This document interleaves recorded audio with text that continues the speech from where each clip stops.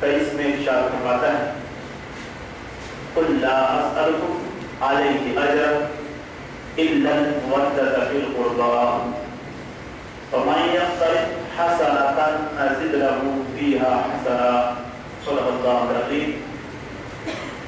ترجمہ کنز ایمان، تم فرماؤ میں اس پر تم سے کچھ اجر نہیں مانگتا مگر قرابت کی محبت، اور جو نیک کام کرے ہم اس کے لیے اس میں اور خوبی بڑھائیں۔ یہ آیت مبارکہ سورہ شورى کی آیت نمبر 25 کا ایک جز ہے۔ اس آیت مبارکہ کی تفسیر صاحب تفسیر فضل الرحمن نئی مدی فرادبادی علیہ رحمۃ اللہ الحاجی فرماتے ہیں تم فرماؤ میں اس میں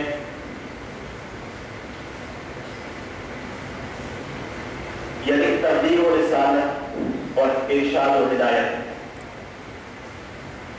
اس پر تم سے کچھ اجر نہیں مانگتا، اور تمام انبیاء کا یہی طریقہ ہے۔ آیت مبارکہ کا شان نزول بیان کرتے ہوئے نئی مدی فرادبادی رحمۃ اللہ الحاجی تفسیر فضل الرحمن میں فرماتے ہیں حضرت عبداللہ بن عباس رضی اللہ عنہ سے مروی ہے جب نبی کریم صلی اللہ علیہ وسلم مدینہ طیبہ رونا مقبول ہوئے اور انصار نے دیکھا کہ حضور صلی اللہ علیہ وسلم کے ذمہ مصالح بہت ہیں اور مال کچھ بھی نہیں ہے، تو انہوں نے آپس میں مشورہ کیا اور حضور کے حقوق کو ایسا نام تیار کر کے حضور کی خدمت میں پیش کر کے بہت سا مال جمع کیا اور اس کو لے کر خدمت اقدس میں حاضر ہوئے۔ عرض کیا حضور کے بدولت ہمیں ہدایت ہوئی، ہم نے گمراہی سے نجات پائی، ہم دیکھتے کہ حضور کے مسائل بہت زیادہ ہیں، اس لیے یہ مال خدا آستانہ کی خدمت میں نظر کرنے کی ہدایت ہے، قبول فرما کر ہماری عزت افزائی فرمائی جائے۔ اس پر یہ آیت کریمہ نازل ہوئی اور میرے آقا صلی اللہ علیہ وسلم نے وہ اموال واپس فرما دیے۔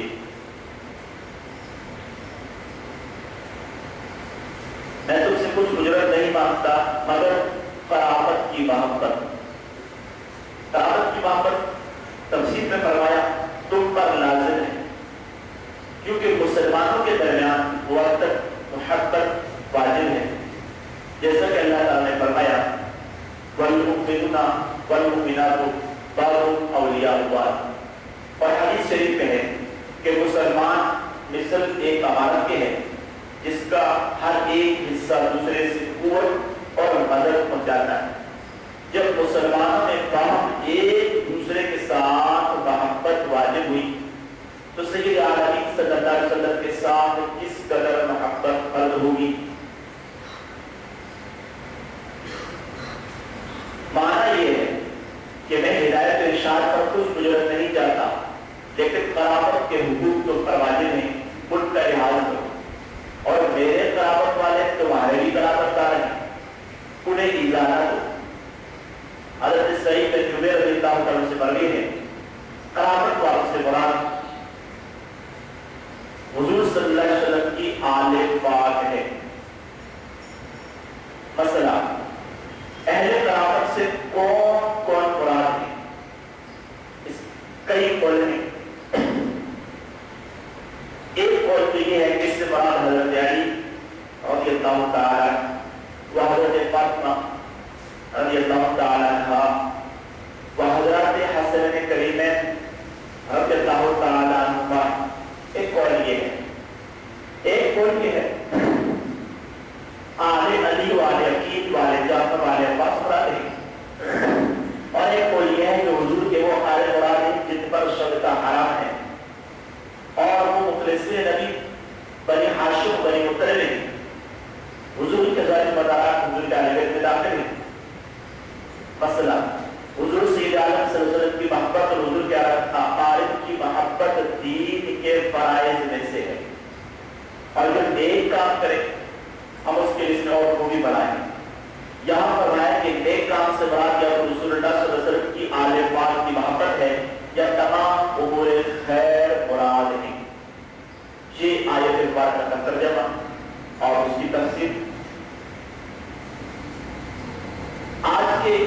عنوان کو قرآن میں جس پرکار حبیب کی روشنی میں آیت مبارکہ جو میں نے تلاوت کی ہے اس کا ترجمہ اور تفسیر تلاوت کیا ہے.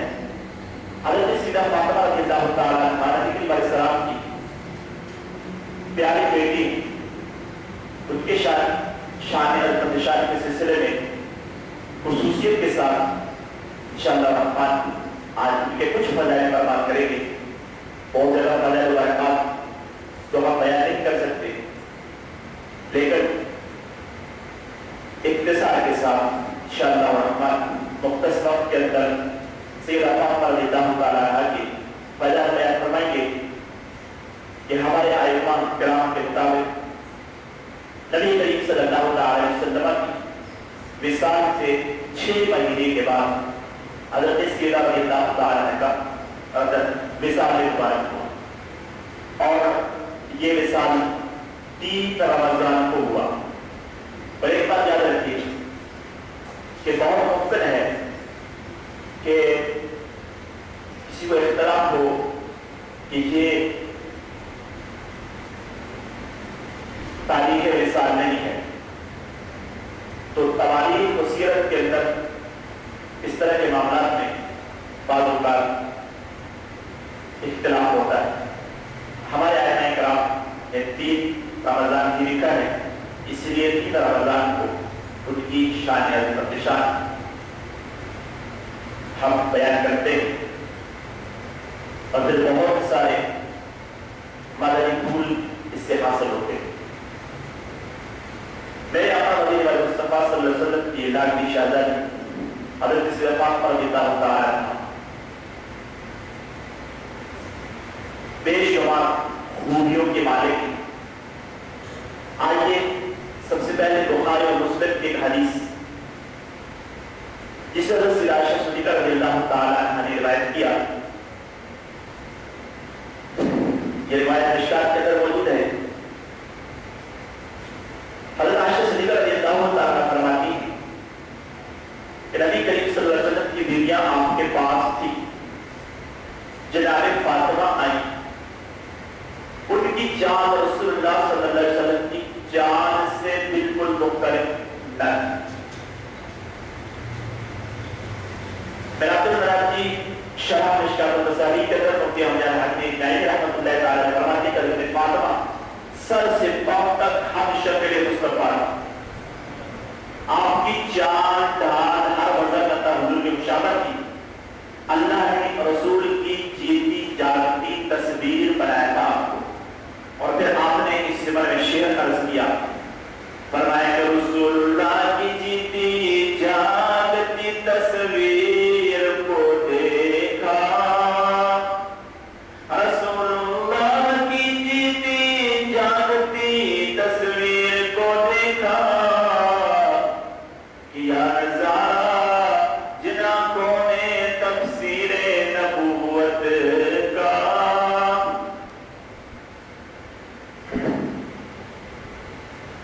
آگے فرمایا کہ جب انہیں حضور صلی اللہ علیہ وسلم نے دیکھا تو فرمایا خوش آمدید اے نئی بچی. پھر انہیں بٹھا لیا، پھر ان سے کچھ سرگوشی کی. آپ بہت سخت ہوئی. جب ایک طرح ملاحظہ فرمایا تو ان سے دوبارہ سرگوشی فرمائی. وہاں سے پڑھی جب رسول اللہ صلی اللہ علیہ وسلم تشریف لے گئے تو میں نے ان سے سرگوشی کے متعلق کچھ عائشہ صدیقہ فرماتی. میں نے پوچھا، آپ بولی کہ رسول اللہ صلی اللہ علیہ وسلم کا رات بارش نہیں کر سکتے. پھر جب حضور صلی اللہ علیہ وسلم کی وفات ہو گئی تو میں نے کہا کہ میں تم کو اس حق کی وجہ سے جو میرا تم پر حق ہے اصل دیتی ہوں کہ تم مجھے بتا دو. آپ بولی ہاں اب تو ضرور. جس وقت حضور نے پہلی بار مجھ سے سرگوشی کی تو آپ نے مجھے خبر دی کہ حضرت جبریل ہر سال مجھ پر قرآن مجید ایک بار پیش کیا کرتے تھے، اور انہوں نے اس سال مجھ پر 2 بار پیش کیا. میں نہیں خیال کرتا مگر یہ کہ میری وفات کا وقت قریب ہے، تم اللہ سے ڈر کے لینا، صبر کرنا، میں تمہارا بہترین پیش ہوں. تو میں نے جب حضور نے گھبراہٹ دیکھی تو اسے دوبارہ سرگوشی فرمائی کہ اے فاطمہ کیا تم اس پر راضی نہیں ہو کہ تم جنتی لوگوں کی بیویوں یا مومنوں کی بیویوں کی سردار ہو. اور ایک روایت میں کہ مجھ سے حضور نے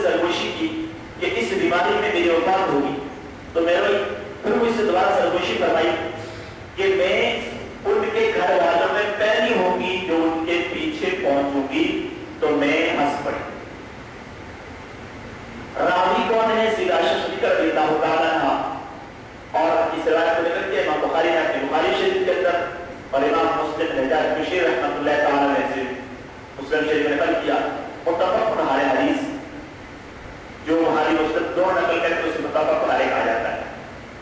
آئیے بتا لفظ فاطمہ، فاطمہ بنا ہے فتح بمانا دور ہونا، اس لیے جس بچے کا دودھ چھڑا دیا اس کو خطیب کہا جاتا ہے۔ چونکہ اللہ تبارک و تعالیٰ نے جناب فاطمہ، ان کی اولاد، ان کے محبین کو دوزخ کی آگ سے دور کیا، اس لیے آپ کا نام فاطمہ ہوا۔ آپ کا لفظ بطول اور زہرا، بطول کے معنی مستقع ہونا، کٹ جانا، چونکہ آپ دنیا میں رہتے ہوئے دنیا سے الگ تھی لہذا بطول لقب ہوا۔ زہرا بمانا کلی، آپ جنت کی کلی تھی، حتیٰ کہ ماہانہ ایشام جو ہماری عورتوں کو آتے ہیں، حضرت سیدہ رضی اللہ تعالیٰ عنہ سے پاک و صاف تھی، اور آپ کے جسم سے جنت کی خوشبو آتی تھی، اور نبی کریم صلی اللہ علیہ وسلم اسے سونگا کرتے تھے۔ قبلہ مجھے نبی رحمۃ اللہ تعالیٰ علیہ فرماتے ہیں کہ ہم نے شعر عرض کیا ہے سیدہ فاطمہ کی شان میں، بطول فاطمہ زہرا لقب اس واسطے پایا، بطول فاطمہ زہرا لقب اس واسطے پایا، کہ دنیا میں رہے اور دے پتہ جنت کی نگہت کا، کہ دنیا میں رہے اور دے پتہ جنت کی نگہت کا۔ بڑی شان کی مالک ہے آپ۔ مکتبۃ المدینہ نے المدینہ الربیہ نے کتاب شائع کی ہے، شان خاتون جنت، بڑی معنی کتاب ہے، خصوصیت کے ساتھ اسلامی محنت کے لیے انتہائی سبق آموز درس ہے اس کے اندر۔ آئیے اس کتاب سے بھی کچھ استفادہ کرتے ہوئے سیدہ فاطمہ رضی اللہ تعالیٰ کی شان۔ نبی کریم صلی اللہ علیہ وسلم نے ارشاد فرمایا فاطمہ سے کہ تمہارے غضب سے غضب الہی ہوتا ہے اور تمہاری رضا سے رضا الہی۔ امام حاکم نے المستدرک میں روایت پر نقل فرمایا۔ ایک دوسری حدیث ہے، یہ بھی المستدرک کی روایت ہے، نبی کریم صلی اللہ علیہ وسلم نے ارشاد فرمایا کہ فاطمہ میرے جگر کا ٹکڑا ہے، جو اسے ناگوار وہ مجھے ناگوار، جو اسے پسند وہ مجھے پسند، روزے کے بعد قیامت سوائے میرے نسب، میرے سبب اور میرے ازدواجی رشتوں کے تمام نسب منقطع ہو جائیں گے۔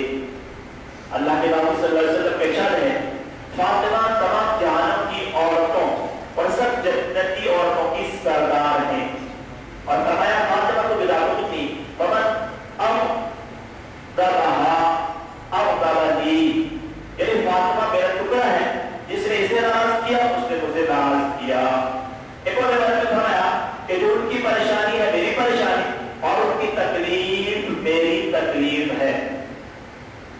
حضرت فرماتے ہیں سیدہ ظاہرہ طیبہ طاہرہ جان احمد کی راحت پہ لاکھوں سلام۔ پتہ چلا کہ سیدۃ النساء والدہ ام کلثوم زینب رضی اللہ تعالی عنہا کی ذات مقدسہ کو فضائل حمیدہ اور کمالات کثیرہ سے سرفراز فرمایا، حتیٰ کہ آپ کی خوشی کو اپنی خوشی، اللہ رب العالمین نے آپ کی خوشی کو اپنی خوشی، آپ کی ناراضگی کو اپنی ناراضگی قرار دیا۔ یہاں پر بدنصیبوں کے لیے مقام اور ہے جو سیدہ کائنات رضی اللہ تعالیٰ عنہ آپ کی اولاد کی گستاخی کرتے اور آپ کی ناراضگی بھول لے کر اخروی تباہی کا سامان کرتے ہیں۔ زوجینات کے اندر شہنشاہ صفت مولانا حسن رضا خان فرماتے ہیں باغ جنت کے گلے مدح پانے اہل بیت، باغ جنت کے گلے مدح پانے اہل بیت،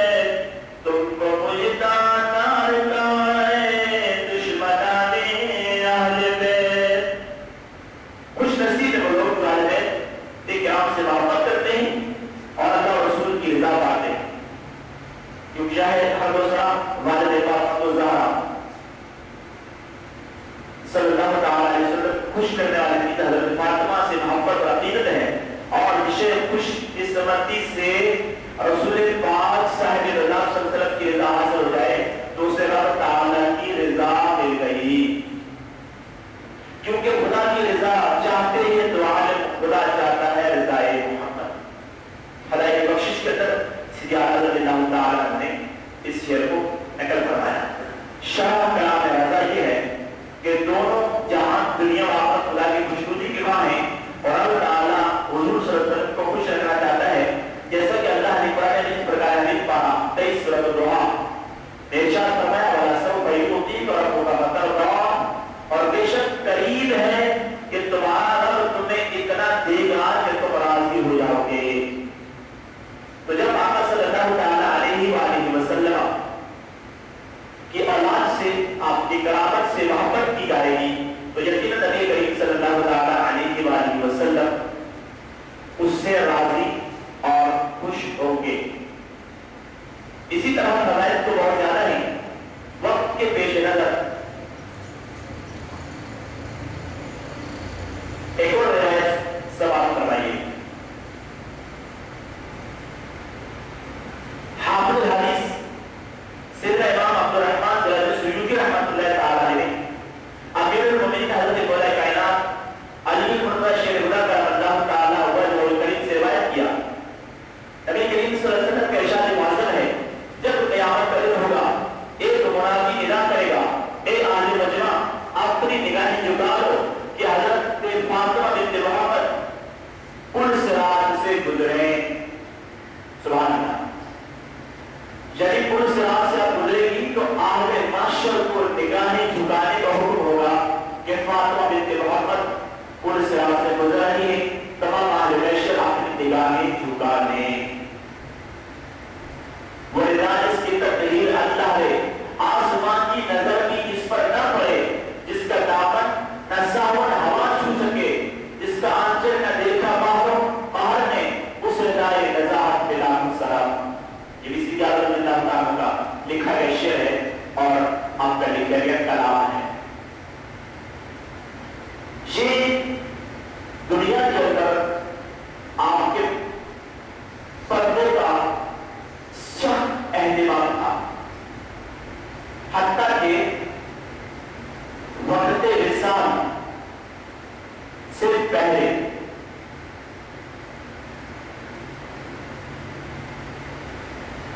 آپ کے کیا جذبات و تاثرات تھے. دعوت اسلامی کے شادی دائرے پر کی مطبوعہ کتاب پردے کے بارے میں سوال جواب صفحہ 200 پر شیخ طریقت طبیل اہل سنت نقل فرماتے ہیں. سرکار مدینہ صلی اللہ علیہ وسلم کے وصال ظاہری کے بعد خاتون جنت شہزادی کوڑے حضرت سیدنا فاطمہ رضی اللہ تعالیٰ عنہ پر ہمیں مصطفیٰ اس قدر غلبہ ہوا کہ آپ کے لبوں کی مسکراہٹ ختم